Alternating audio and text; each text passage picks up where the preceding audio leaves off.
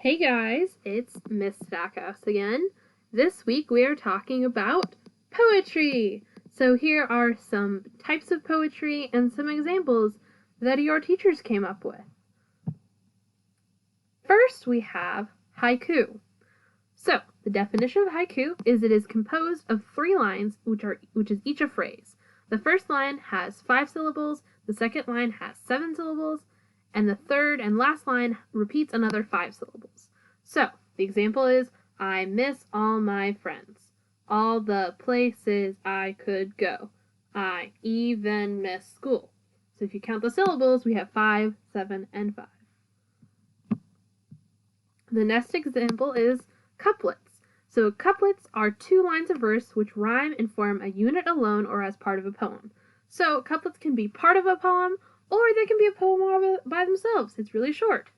So the example that we have is, wearing a mask when I go out. When this is over, I will shout.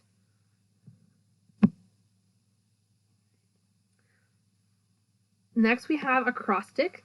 An acrostic poem is a poem where the one letter in each line spells out a word or phrase vertically that acts as the theme or message of the poem. So as you can see, in our example we have home, vertically spelled out, and then H stands for hoping to go, O, outside with, M, my friends, E, eventually. So, home. You are home, but you're hoping to go outside with your friends eventually. Pretty cool, right?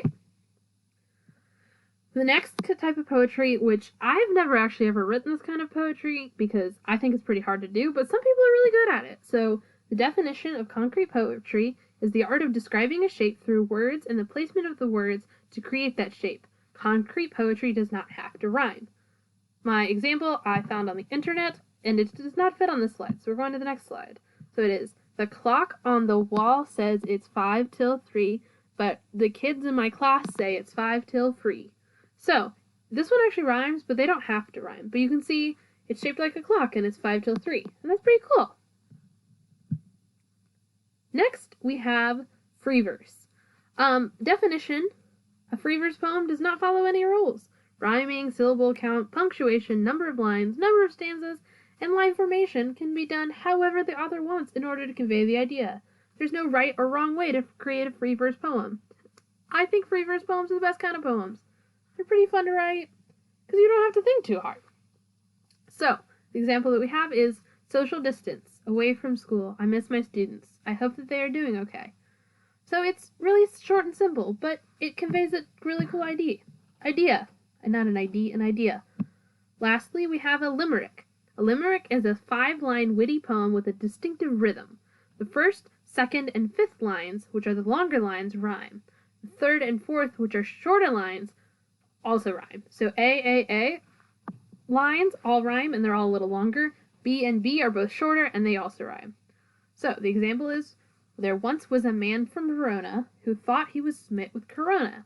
He went to the dock and spat on her frock, and now he's been jailed in Pomona. So you can see Verona, Corona, and Pomona all rhyme.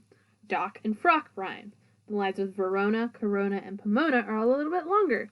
And the lines with dock and frock are a little bit shorter. So they kind of have like a cool rhythm with them, which is what's really cool about them. They are also a little bit more challenging to write. So, have fun writing your poetry.